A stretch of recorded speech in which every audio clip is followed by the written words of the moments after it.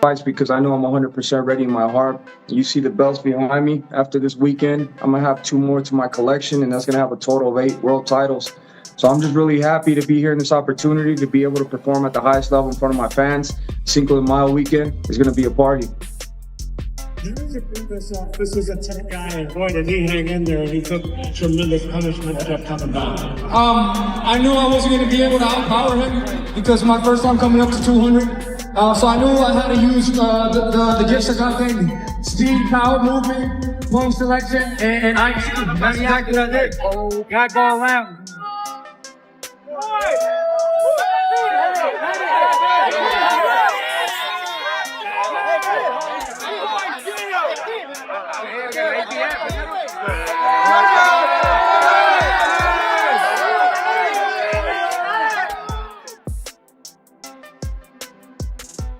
What I said was that, Benavidez is a monster. He's just you never seen somebody that's so tall, so big, be that fast.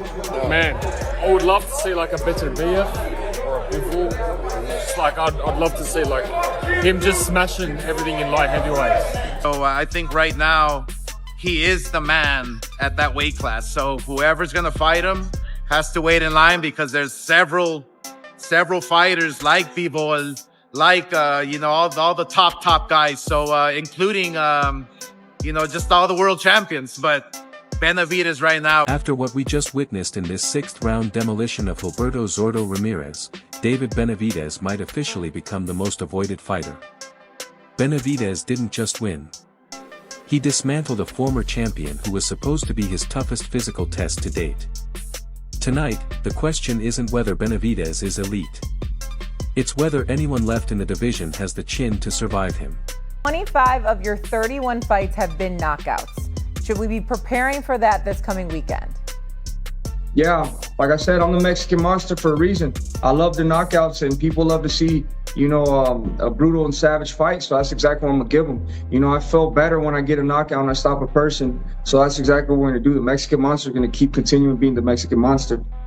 Vowing to make a statement in his quest for 3-division glory, David Benavidez wasted no time in proving why he is the most dangerous volume puncher in the sport today. From the opening bell, his hand speed looked a level above, catching the naturally larger Ramirez with crisp straight rights. During a post-fight assessment, promoter Oscar de la Hoya described Benavidez as a buzzsaw and noted that his speed was too much for Zurdo Ramirez. De la Hoya's analysis is spot on. The sheer volume of punches from Benavidez made it impossible for Ramirez to find his rhythm, leaving him defensive and desperate from the jump. That's the way I called it, is the buzzsaw of Benavidez, punches and bunches. And the only shot that Zurdo had was kind of, throw a punch right in the center. So obviously the speed was too much. Benavidez was too much. The monster's here for a long time. So very proud of him. But the whole night from top to bottom was excellent. Confronted with relentless pressure, Zurdo Ramirez found himself trapped in a tactical nightmare. While Ramirez tried to use his size to bully Benavidez into the ropes in the 2nd and 3rd rounds, he was met with a shoe-shine flurry of hooks that reset the momentum every single time. This was a masterclass in inside fighting. While most tall fighters prefer to stay at range, Benavidez thrives in the pocket. By the 5th round, he was lifting Ramirez's chin with uppercuts from both hands. Observers noted that while Ramirez landed his own 3-piece combinations, they were completely dwarfed by the thudding power of Benavidez's counters. Oh God, that combination, what the fuck? Hey brother, stop. Back right to the, ow! Oh shit, hey brother, don't, ouch, ow, that upper, hey brother, this dude here is nice, brother. Ah! Zurdo hurt. That right here, yeah. Bam, he hit that big guy. He was like, oh shit. Oh no. No, Benavidez, don't stop doing that. Ouch. Oh shit, big boy hanging in there. He dropped him. He just took a knee. Zurdo doesn't have much left. Good body shot. It's the body shots. Oh, you don't have to. Oh shit. He's hurt bad. His eye squirted. His eye squirted. He broke his orbital bone. He broke out. It's broke. It's broke. It's broke. It's broke. I told you how he punches back. Exposed for the first time in his professional career, Ramirez began to wilt under the heat. By the fourth round, a hard right hand backed Ramirez onto the ropes before a blinding combination floored him for the first time in the fight. Even though Ramirez showed incredible heart to make it to the sixth, the damage was done.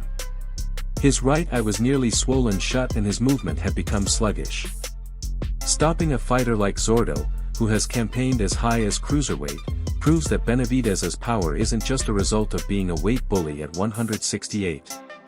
It's a legitimate world-class attribute.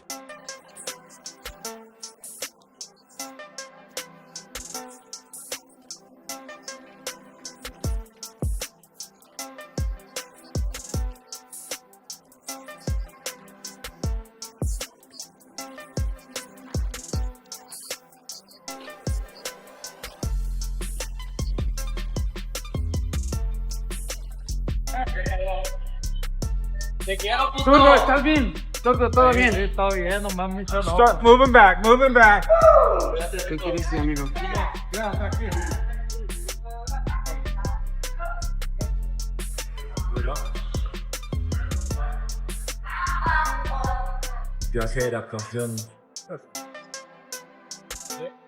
Exposed to the highest level of scrutiny, Benavidez's performance even drew praise from the baddest man on the planet, Mike Tyson, who famously gave Benavidez his Mexican monster moniker, was ringside to witness the carnage.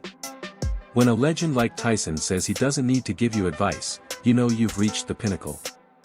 Tyson's endorsement highlights the fact that Benavidez possesses that rare it factor.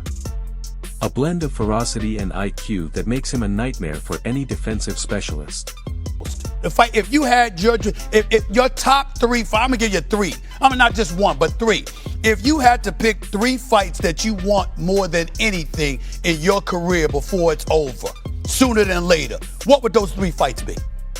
The top three fights that I want for my career, and I honestly, I feel like we can make it happen. The next three fights is me versus Dimitri Bivol, me versus Artur Beterbiev, and me versus Canelo Alvarez. You know, I think there's so much hype behind all three of these fights that we have to make them happen, and I think it's a possibility we can make it happen. So you know what, at the end of the day, and then we're going to continue to try to make these big fights happen. I think Bivol would fight you. I think Beterbiev would fight you. Do you believe that at this stage of his career, Canelo Alvarez would ever choose to fight you? I mean, to be honest with you, I just feel like it's too big of a fight to leave on the table. I think, you know, what that fight represents, you know, two great Mexicans going at it, you know, two great world champions, the best world champions of their era going at it. So I feel like, you know, it has to happen, you know, eventually. You know, it's too big of a fight to not make happen.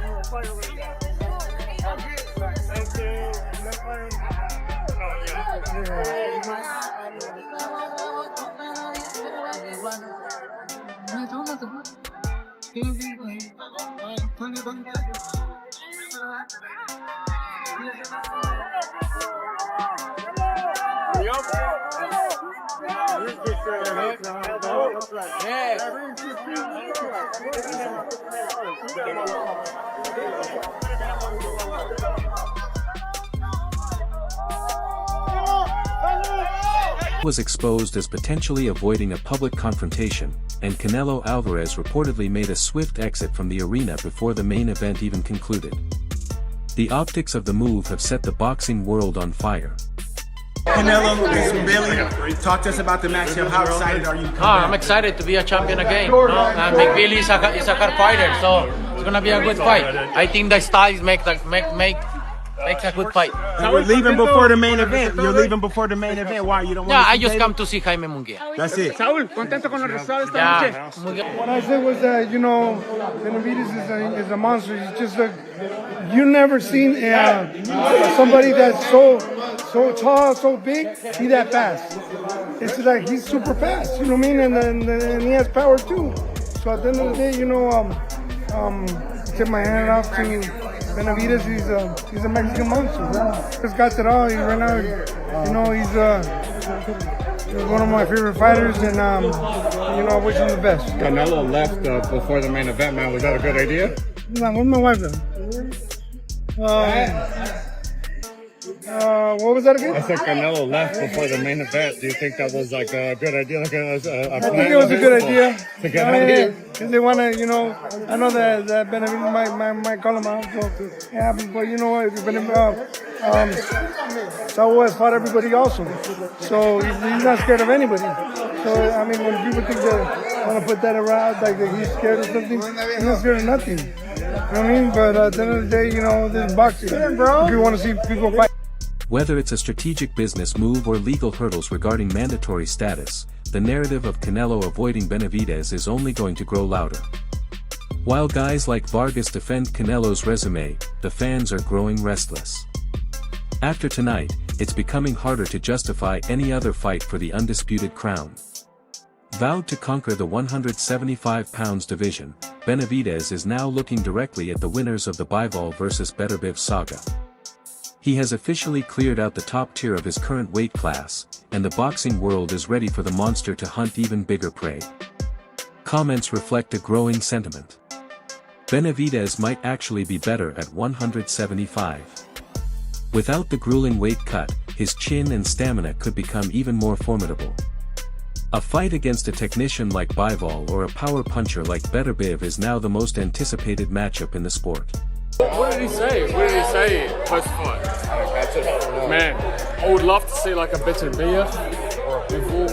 Just like I'd love to see like him just smashing everything in light heavyweights.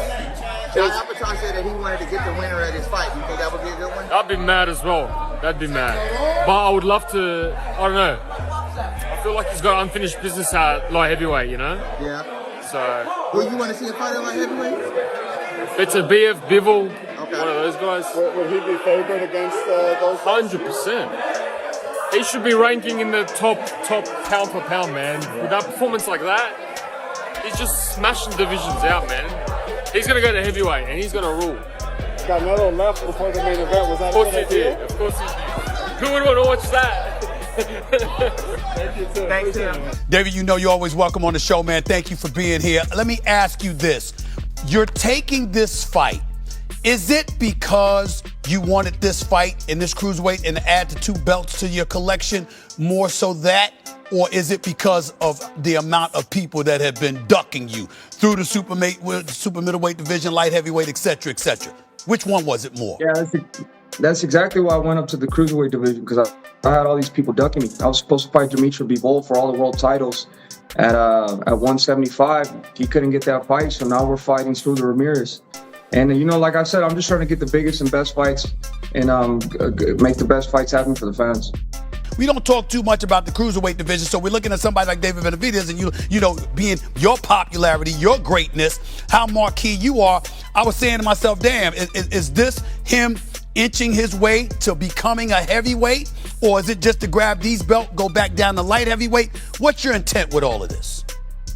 Oh, so, you know, I'm not even thinking about heavyweight right now. You know, I have to give the cruiserweight division the respect it deserves. And I'm coming up here to clean this division out. After these 2 titles, we're going to see, you know, if the other world champions at cruiserweight are willing to fight.